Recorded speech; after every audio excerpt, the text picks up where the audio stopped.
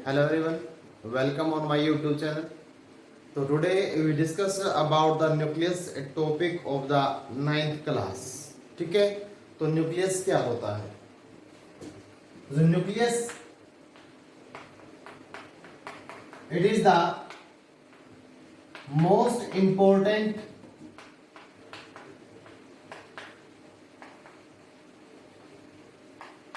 largest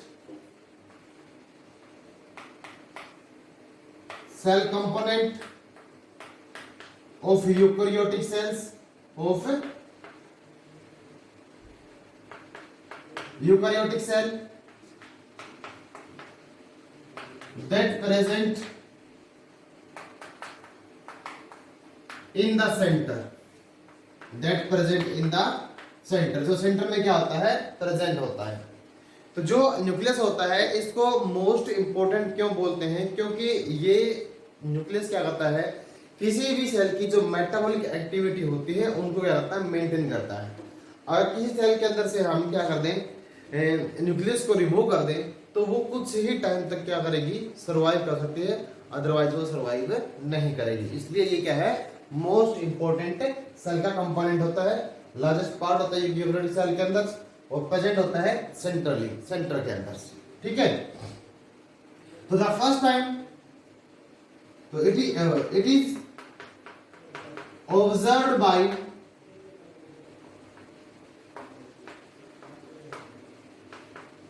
Anton von लीवरहुक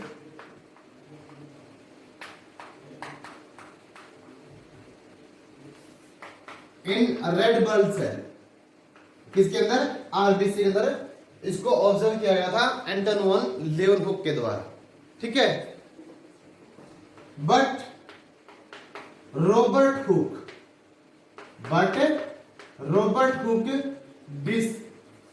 describe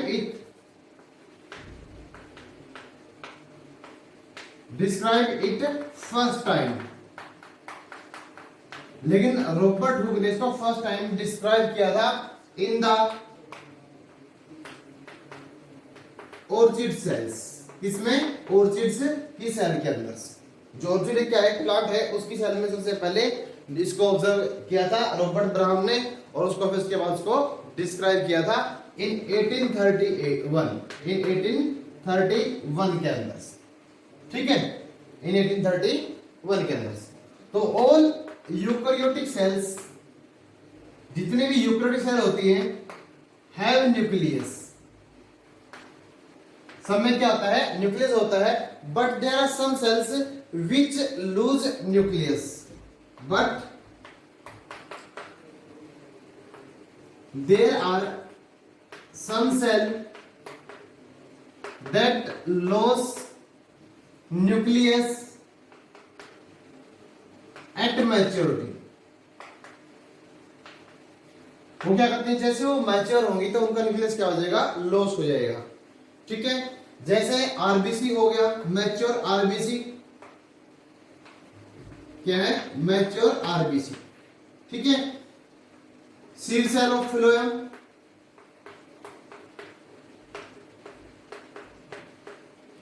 तो ये cell होते हैं, इनमें क्या होता है, ड्यूरिंग द जैसे ये मैच्योरिटी को अटेन करेंगी तो दे लॉस्ट देयर न्यूक्लियस. ठीक है, तो जो हमारे आरबीसी है, जब ये न्यूक्लियस को लॉस कर देगी, ठीक है, तो उसके बाद क्या होता है, ये कुछ ही जो मंथ तक क्या होती है, सर्वाइव कर सकती है.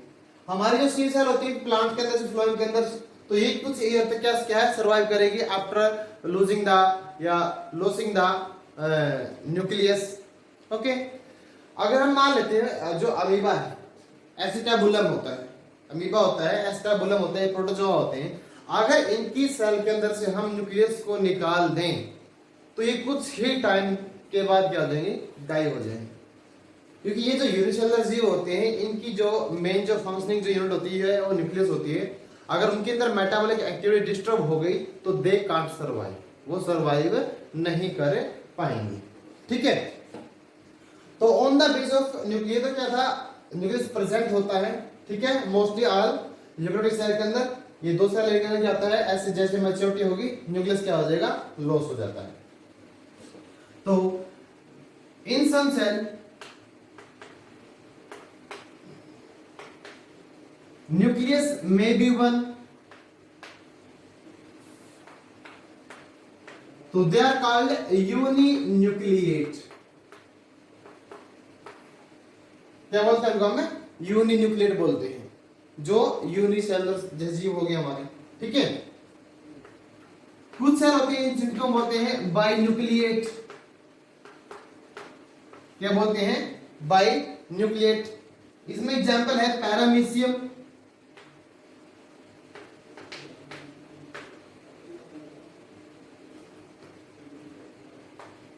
कैडुआटम। जो पैरामीशियम कैडुआटम है इसमें क्या होते हैं? टू न्यूक्लियस क्या होते हैं? प्रेजेंट होते हैं। There are some cells they are multinucleate, जैसे हमारी मसल सेल्स होती हैं। Muscle cells are multinucleate in the natures, ठीक है। तो उनमें क्या होता है? काफी सारे क्या होते हैं? न्यूक्लियस प्रेजेंट होते हैं, ठीक है। तो आगे हम देखेंगे कि जो न्यूक्लियस है उसकी स्ट्रक्चर कैसे होती है, ठीक है। तो जो न्यूक्लियस इज ए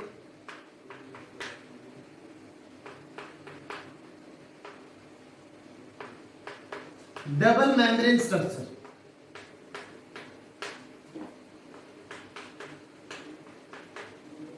तो न्यूक्लियस क्या है? क्या डबल मेम्ब्रेन स्ट्रक्चर होती है। इसमें दो तरह की क्या होती है? मेम्ब्रेन होती है। एक तो होती है हमारे outer membrane, outer nuclear membrane. Second होती है इनर न्यूक्लियर मेम्ब्रेन। आउटर और इनर न्यूक्लियर मेम्ब्रेन। जो आउटर न्यूक्लियर मेम्ब्रेन होती है इट इज मोर पोरस, छिद्र ज्यादा होते हैं इसके अंदर, पोर्स प्रेजेंट होते हैं, ठीक है। जिससे क्या होता है? मेटेरियल्स क्या होता है? न्यूक्लियस के इन और आउट पास आउट होता है, मतलब न्यूक्लियोप्लाज्म से अंदर जाएगा और न्यूक्लियोप्लाज्म से बाहर भी क्या होता है? मेटेरियल पास आउट होता है। तो जो आउटर मेम्ब्रेन है ये क्या होती है? थिक होती है, पोरस होती है as compare to the inner, thick और पोरस। इसमें क्या होते हैं? छिद्र होते हैं। तो जो आउटर मेम्ब्रेन है पोरस में जो इट अपीयर रफ, कैसे होती है? It appear rough due to presence of ribosome.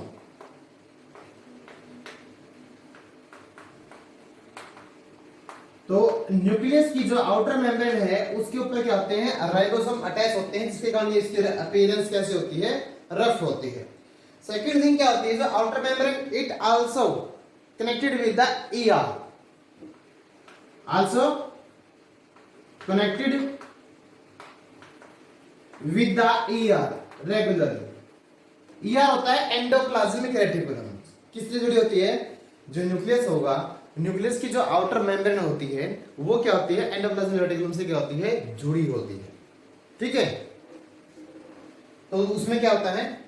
जो हमारा एंडोप्लाज्मिक रेटिकुलम है ये क्या है? ट्यूबुलर सेल ऑर्गेनाइज होती हैं और इसके दो पार्ट होते हैं और मेनली ये प्रोटीन बनने में हमारे सेल में आती है, हेल्प करती है, ठीक है। जो इनर मेम्ब्रेन होती है ये होगी हमारी स्मूथ, ये रखा है ना, किसके कारण? राइबोसोम की प्रेजेंस के कारण। जो इनर मेम्ब्रेन क्या होती है? स्मूथ होती है एंड डेंसर लेयर, सघन होती है, ठीक है। इसको बोलते हैं न्यूक्लियर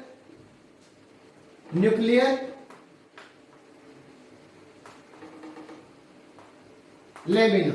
क्या बोलते हैं? न्यूक्लियर लेमिना, जो इनर लेयर होती है।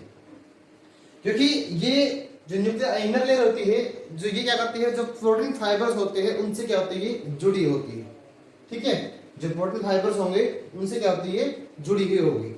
अब जो दोनों मेम्ब्रेन होती है, आउटर मेम्ब्रेन और इनर मेम्ब्रेन, इनके बीच में एक क्या होती है? खाली जगह होती है, नैरो स्पेस होता है, उसको बोलते हैं inter nuclear membrane space, inter nuclear membrane space. और दोनों मेम्ब्रेन मिलकर बनाएगी envelope of the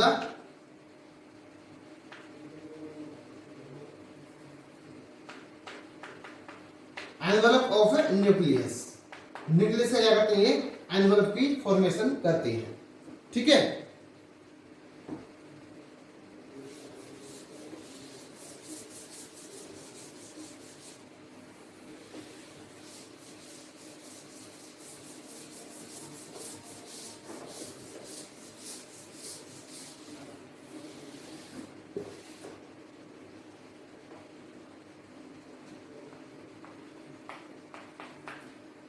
next part है इसका न्यूक्लियर सेल, न्यूक्लियोप्लाज्म आप इसको बोल सकते हो। न्यूक्लियस का जो लिक्विड मटेरियल होता है, ठीक है, और यह न्यूक्लियोप्लाज्म, न्यूक्लियो माने न्यूक्लियस, प्लाज्म माने liquid, liquid of the nucleus, ठीक है। तो it is viscous fluid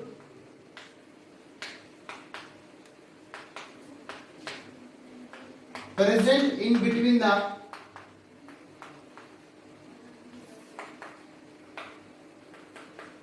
nuclear membrane, nuclear membranes, ठीक है। तो जो न्यूक्लियस है, nucleus is consist of, nucleus का उसमें क्या होता है, न्यूक्लियस कंसिस्ट ऑफ 80% प्रोटीन, क्या होता है इसमें 80% क्या होता है, प्रोटीन होता है। 12% होता है डीएनए, कितना 12%। 7% होता है आरएनए एंड 3% लिपिड्स, क्या होता है 3% क्या होता है, लिपिड्स होता है।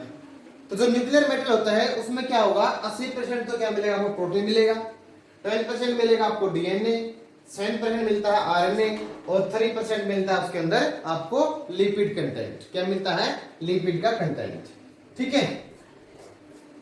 तो in the nucleus there are two main components,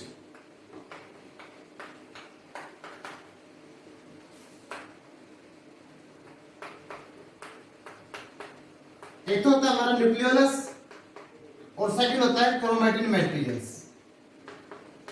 chromatin materials. तो जो न्यूक्लियोलस होता है, तो जो न्यूक्लियस के ऊपर तो क्या होता है, मेम्ब्रेन होती है। तो जो न्यूक्लियोलस है वो किसी सेल के अंदर एक भी हो सकता है और दो भी हो सकते हैं, ठीक है। जो न्यूक्लियोलस है उसकी अमाउंट 1 भी हो सकती है और 2 भी हो सकती है, ठीक है। तो it is without membrane structures, it may be 1 और 2, एक भी हो सकते हैं और दो हो सकते हैं, और without membrane structures, without membrane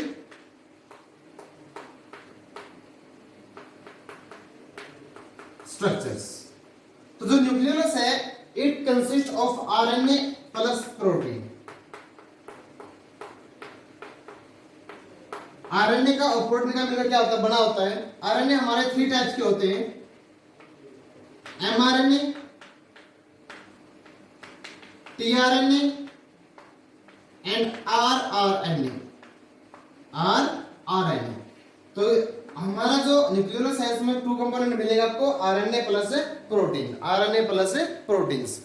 nucleolus का मेन काम होता है फॉर्मेशन ऑफ द राइबोसोम।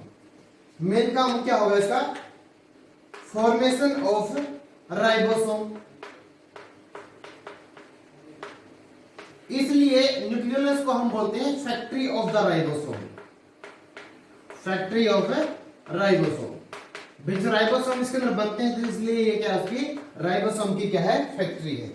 किसकी फैक्ट्री है ये, राइबोसोम की फैक्ट्री। कौन, न्यूक्लियोलस, कौन है, न्यूक्लियोलस। नेक्स्ट हमारा क्या है, क्रोमैटिन मेटेरियल है। तो जो क्रोमैटिन मेटेरियल होता है ये थिन थ्रेड लाइक इंटरविनवास होता है क्रोमोसोम्स का। तो it is thin thread like intervene mass of chromosome, mass of chromosome। मतलब न्यूक्लियस के अंदर क्या मिलेगा आपको, कुछ धागे की तरह कुछ आकृति मिलेंगी जो आपस में क्या हो, उलझी हुई होती हैं, ठीक है। वो धागे की आकृति को हम बोलते हैं क्रोमैटिन मैटेरियल्स, ठीक है। क्या बोलते हैं, क्रोमैटिन मैटेरियल। जो क्रोमैटिन है ये mainly made of the DNA plus protein. किसका बना होता है, डीएनए का और प्रोटीन का मिलकर बना होता है। कौन, क्रोमैटिन। न्यूक्लियोलस इसका आरएनए का और प्रोटीन का, क्रोमेटिन डीएनए प्लस प्रोटीन्स, ठीक है। और प्रोटीन कौन सा होता है इसके अंदर, वो प्रोटीन होता है इसके अंदर हिस्टोन प्रोटीन। क्या होता है, हिस्टोन प्रोटीन्स, ठीक है। और मैंने आपको यहां पे बताया था कि जो हमारा जो न्यूक्लियस सैक होता है उसमें 80% क्या होता है, प्रोटीन होते हैं ना। इसमें कुछ प्रोटीन होते हैं वो होते हैं पॉलीमरेज प्रोटीन। कौन सा होगा, पॉलीमरेज, आरएनए और डीएनए पॉलीमरेज, आरएनए पॉलीमरेज और डीएनए पॉलीमरेज। मोस्टली ये प्रोटीन्स क्या होते हैं, एंजाइम, ये एंजाइम है। मैंने आपको एक बात बताई थी शायद 9th लेक्चर में बताई हो, ऑल एंजाइम आर प्रोटीन। जितने भी एंजाइम होते हैं वो सभी प्रोटीन के बने होते हैं, इनको हम प्रोटीन बोल सकते हैं। But all protein is not enzyme, सभी एंजाइम को हम प्रोटीन नहीं बोल सकते। तो मैंने आपको ये जो नाम बताया ये क्या है, प्रोटीन हमारे क्या एंजाइम है। तो एंजाइम किसके बने होते हैं, प्रोटीन के बने होते हैं। तो मोस्टली जो या मेनली दो एंजाइम्स में आरएनए और डीएनए पॉलीमरेज क्या होते हैं, प्रेजेंट होते हैं। तो हम बात करते हैं क्रोमेटिन की। तो मैंने क्रोमेटिन ये बताया है, जो क्रोमेटिन है वो डीएनए का और प्रोटीन का क्या होता है, मिलकर बना होता है। किसका, डीएनए का और प्रोटीन का मिलकर क्या होगा, बना होगा, ठीक है। प्रोटीन कौन सा इसके अंदर, हिस्टोन प्रोटीन है, ठीक है। The repeating unit of the chromatins forms the nucleosome. क्या बनता है, उसे न्यूक्लियोसोम बनता है, ठीक है। जो न्यूक्लियोसोम होता है ये किससे मिलकर बना होता है, अगर आपका तो क्या होता है इसमें प्रोटीन होता है तो nucleosome it is formed by wrapping of DNA on octamer's histone protein or octamer 8 histone protein।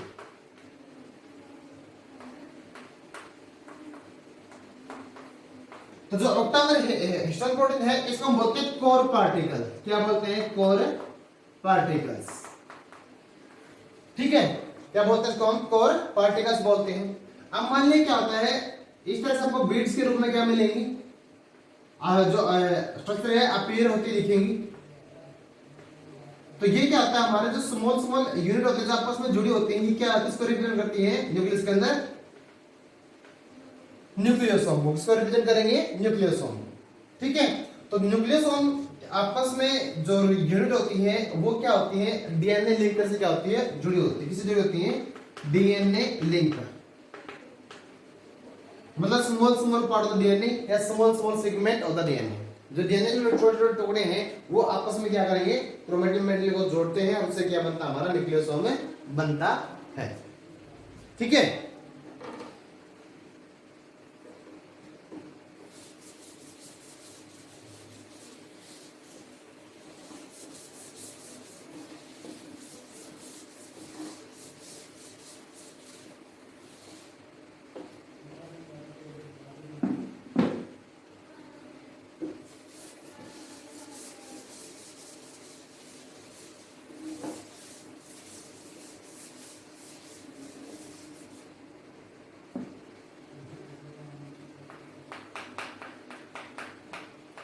Distinct segment of the DNA,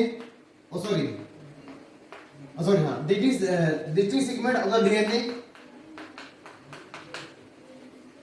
is called gene. क्या बोलते हैं उसको हम, जीन बोलते हैं। तो जीन क्या होते हैं, small segment of the DNA is called as a gene. और जीन क्या है, unit of the heredity, unit of the heredity. मतलब क्या हो गया कि जो जीन क्या करते हैं, किसकी यूनिट है, हेरिडिटी की। मतलब हेरिडिटी का मतलब क्या होता है, ट्रांसमिशन ऑफ कैरेक्टर या transfer of the character from one generation to the next generation.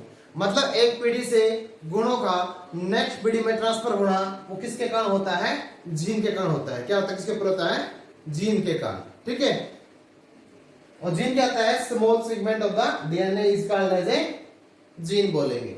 मतलब क्या होगा, अब माता पिता से गुणों का बच्चों में जाता है ना, गुण कहां से जाते हैं, माता पिता से जाएंगे कहां से, बच्चों के अंदर। अपीयरेंस से जो गुण बच्चों में गए हैं वो किसके कारण गए हैं? जीन के कारण। कई बार हम बोलते हैं भी जो भाई कोई लड़का है या कोई लड़की है भाई उसकी जो शक्ल है, अपीयरेंस है, उसकी फादर से मिलती है, उसकी मदर से मिलती है, तो उसकी जो अपीयरेंस का जो कारण क्या है? जीन। क्योंकि जो कैरेक्टर्स आए हैं उसके पेरेंट में से वो किसके कारण आए हैं? जीन के कारण आए हैं। किसके कारण आए हैं? जीन के कारण। ठीक है, तो chromatins are appear in interphase of the cell. जो इंटरफेस होता है सेल का, सेल डिवीजन का, उसमें क्या होते हैं? क्रोमेटिन क्या होंगे? हमें अपीयर हो सकते हैं। या non dividing stage, non dividing stage of cell. जब सेल डिवाइड नहीं करती तो क्रोमोसोम किसके फॉर्म में होते हैं? क्रोमेटिन फाइबर के रूप में क्या होंगे? प्रेजेंट होंगे। ठीक है, but during the cell division,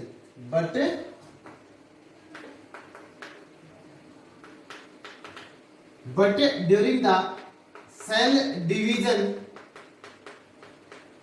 chromatin materials क्या होता है? जो क्रोमेटिन मटेरियल होगा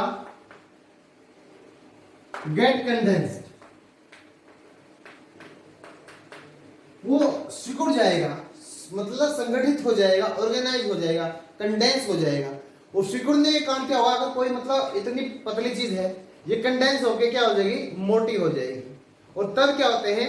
जो क्रोमोसोम क्या होंगे? ये क्या है? मान लिया हमने क्रोमेटिन है, क्रोमेटिन आपस में जुड़ के क्या बनाएगा? क्रोमोसोम को बनाएगा। तो ये पहले थिक थी, सॉरी थिन थी, वो बन गई थिक यूनिट बन जाएगी।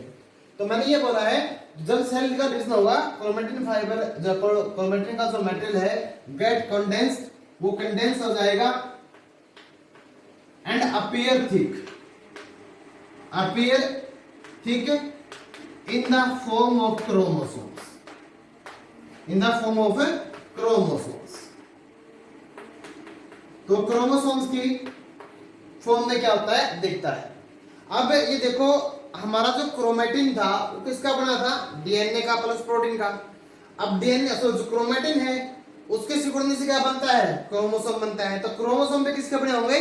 इसके भी दो ही मेन कंपोनेंट है, DNA plus the protein, DNA plus proteins. ठीक है, तो क्रोमोसोम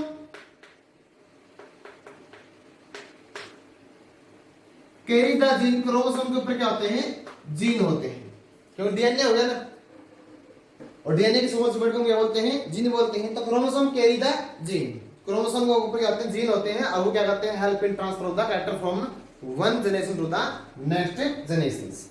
मैं आपको ये बता रहा हूं क्रोमोसोम कब दिखेंगे? जब क्या हुआ? सेल डिवीजन होगा। ठीक है, सेल डिवीजन के ड्यूरिंग ही हम क्रोमोसोम को अपीयर, मतलब सही की जो स्ट्रक्चर है वो अपीयर कर सकते हैं। और सेल डिवीजन कहां लिखा मैंने? ये रहा। तो सेल डिवीजन में एक स्टेज होती है मेटाफेज। क्या होती है? मेटाफेज। तो मेटाफेज के अंदर जो क्रोमोसोम क्या होते हैं? पूरी तरह से सिकुड़ के एक अच्छी फॉर्म में आ जाएंगे। तो इस स्टेज के ऊपर हम क्रोमोसोम को स्टडी कर सकते हैं। ठीक है, क्या करते हैं? इसकी क्रोमोसोम की स्टडी कर सकते हैं। ठीक है, वैसे तो जो न्यूक्लियस को अगर हम ऊपर से देखेंगे तो सिंपल लाइट माइक्रोस्कोप से देख सकते हैं। अगर आपको उसकी अल्ट्रा स्ट्रक्चर को स्टडी करना है तो आपको इलेक्ट्रॉन माइक्रोस्कोप का सहारा लेना पड़ेगा, ऐसे अपीयर नहीं होगी। अपर से हम ये पहचान सकते हैं न्यूक्लियस प्रेजेंट है इन द सेंट्रली, तो वो आप सिंपल लेके लाइट माइक्रोस्कोप साथ देख सकते हो। तो क्रोमोसोम कैरी द जीन्स। तो एक क्रोमोसोम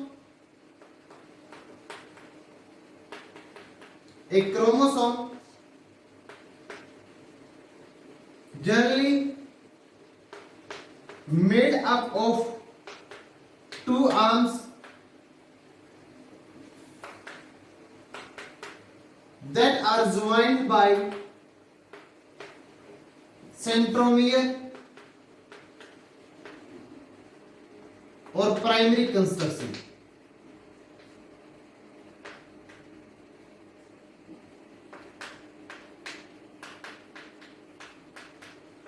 ठीक है, तो जो क्रोमोसोम की दो आर्म होती है, तो कोई भी जो एक क्रोमोसोम क्या होगा? दो आर्म होंगे उसके, और सेंट्रोमियर से क्या होता है? जुड़ा होता है। तो जो क्रोमोसोम की जो अपीयरेंस है वो इस प्रकार से होगी। ये क्या है, एक सिंगल क्रोमोसोम है। क्या है ये, कि सिंगल क्रोमोसोम। ठीक है, तो ये क्रोमोसोम किस अवस्था में है, जब सेल डिवाइड नहीं कर रहे हैं, मतलब वो सेल क्या सिंगल फॉर्म के अंदर प्रेजेंट है।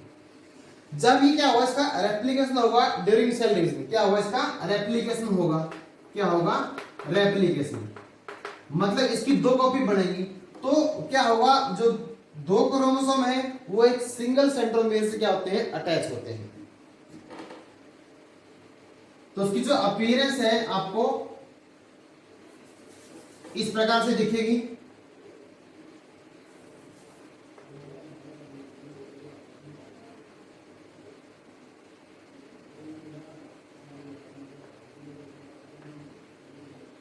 ठीक है, तो ये जो क्रोमोसोम है ये है आफ्टर रेप्लिकेशंस।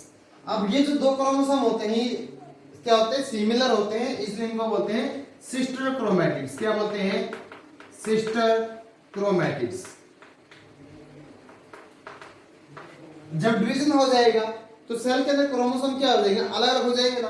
तो उस फॉर्म में क्या होंगे, जो क्रोमोसोम है ये बिल्कुल क्या हो जाएंगे, अलग हो जाएंगे। तो उससे दो क्रोमोसोम क्या हो जाएंगे, बन जाएंगे अलग अलग। इनको हम बोलेंगे डॉटर क्रोमैटिड्स। क्या बोलेंगे, डॉटर क्रोमैटिड्स। ठीक है, ईच सेल गेन ए क्रोमोसोम्स। तो कोई भी जो सेल होती है वो क्या होती है, डिप्लॉयड इन द नंबर, मतलब उसमें क्या होंगे, दो क्रोमोसोम होंगे। जिस सेल में दो क्रोमोसोम है उसको बोलते हैं हम डिप्लॉयड।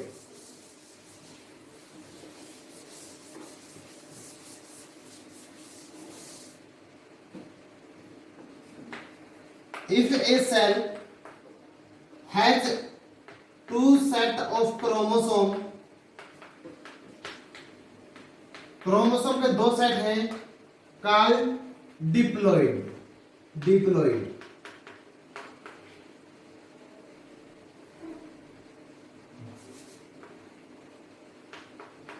क्या बोलते हैं इसको, हमें डिप्लॉइड बोलते हैं। क्या बोलते हैं, डिप्लॉइड। डिप्लॉइड होता है 2n नंबर ऑफ क्रोमोसोम। ठीक है, अगर if a cell has one set of chromosome called haploid. क्या बोलेंगे, हैप्लॉइड, मतलब इसमें क्या है, n नंबर ऑफ क्रोमोसोम क्या है, प्रेजेंट है। क्या है, n नंबर ऑफ क्रोमोसोम क्या है उसके अंदर प्रेजेंट होंगे। ठीक है, तो जो ह्यूमन बीइंग होता है, ह्यूमन बीइंग के अंदर क्या होता है, टोटल कितने क्रोमोसोम होते हैं, 46 क्रोमोसोम्स। अगर पेयर के अंदर बोले तो 23 पेयर्स होंगे जोड़े के अंदर। 23 पेयर में से क्या होता है, जो 22 होते हैं, क्या होते हैं, जो 22 जोड़े होंगे, 22 पेयर होंगे, होते हैं ऑटोसोम। और जो वन पेयर होगा, एक जोड़ा होगा, उसको बोलते हैं हम सेक्स क्रोमोसोम। क्या बोलते हैं, सेक्स क्रोमोसोम। ठीक है, तो जो 22 पेड़ हैं और जो पेयर हैं, जोड़े हैं, ये क्या करते हैं, that do not take part in sexual reproduction, so these are called as a autosome. क्या बोलते हैं इनको, हम ऑटोसोम बोलेंगे। तो जो वन पेयर होता है, मेल में होता है ये एक्स और वाई, किसमें होता है ये, मेल के अंदर। अगर फीमेल होगा, फीमेल में क्या होगा, एक्स और एक्स, ये पेयर। ठीक है, इनको बोलते हैं sex chromosome. That take part in the sexual reproduction in the of the organisms are called as a sex chromosomes, या that determine the sex of the child are called as a sex chromosomes. क्या बोलते हैं उनको, हमें sex chromosome बोलते हैं। ठीक है,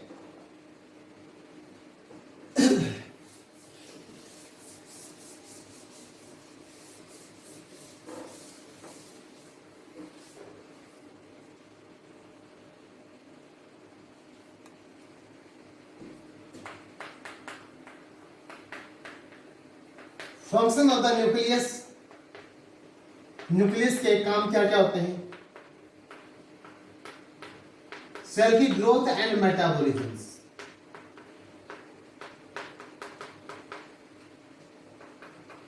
ठीक है, सेल के रेप्लिकेशन में,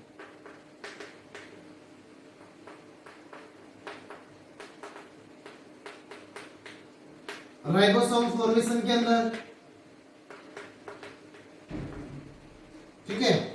नंबर 4 हो गया हमारा, जो क्या होगा जेनेटिक इंफॉर्मेशन के अंदर।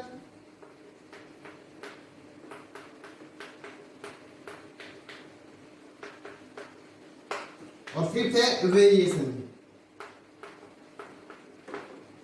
अब जो ग्रोथ और मेटाबॉलिज्म, ग्रोथ का मतलब होता है इंक्रीज इन मास, और इंक्रीज इन मास कब होगा, जब मेटाबॉलिज्म क्या होगा, सही होगा।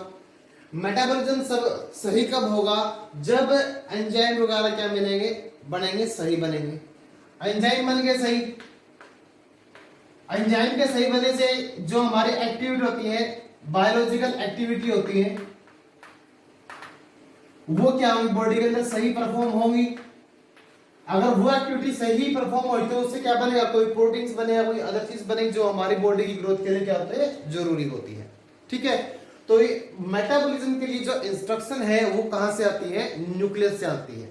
मतलब बॉडी को इस एंजाइम की, इस प्रोटीन की क्या होती है, रिक्वायरमेंट होती है, तो वो जो इंफॉर्मेशन है कहां से आती है, न्यूक्लियस से आती है।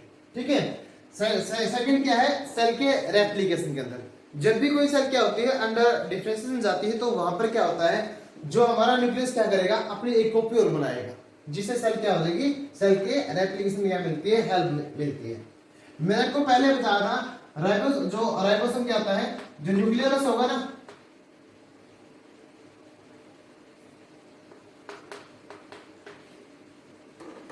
जो न्यूक्लियस होता है ये भी क्या है, न्यूक्लियस का पार्ट है। तो इसमें क्या होता है, राइबोसोम बनता है। तो न्यूक्लियस को बोलते हैं राइबोसोम फैक्ट्री बोलते हैं, और राइबोसोम किसमें हेल्प करते हैं, प्रोटीन के बनने में क्या करेंगे, हेल्प करेंगे। जेनेटिक इंफॉर्मेशन, मैंने थोड़ी देर पहले आपको ये बताया था कि जो क्रोमोसोम है उसके ऊपर जीन होते हैं। जीन क्या करते हैं, माता पिता के कैरेक्टर को ट्रांसफर करते हैं बच्चों के अंदर, तो ये क्या करते हैं, जेनेटिक इंफॉर्मेशन में क्या करते हैं, हेल्प करते हैं। अब मैंने आपको ये भी बताया था, उसकी जो स्कल है बच्चे की या बच्ची की अपने पेरेंट्स से मिलती है। मतलब हमारे न्यूक्लियस के अंदर या न्यूक्लियस में क्या होता है, डीएनए होता है, तो उसके अंदर क्या होती है, जो इंफॉर्मेशन क्या होती है, स्टोर होती है। डीएनए में क्या होगा, इंफॉर्मेशन स्टोर होती है in the form of the codes. ठीक है, किसके रूप में, कोड के रूप में, ए जी सी टी, एडेनिन, यूएनिन, साइटोसिन और थायमिन। ठीक है, इनके बारे में ज्यादा नहीं पढ़ना, प्लस वन में पढ़ना आप इनके बारे में। तो जो वेरिएशंस है, वेरिएशन क्या होता है, मतलब जो न्यूक्लियस है it help in the sexual reproduction के अंदर हेल्प होती है। तो उसमें क्या होगा, जो कोई भी जनरेशन है वो नेक्स्ट जनरेशन क्या होगी, अलग मिलेगी।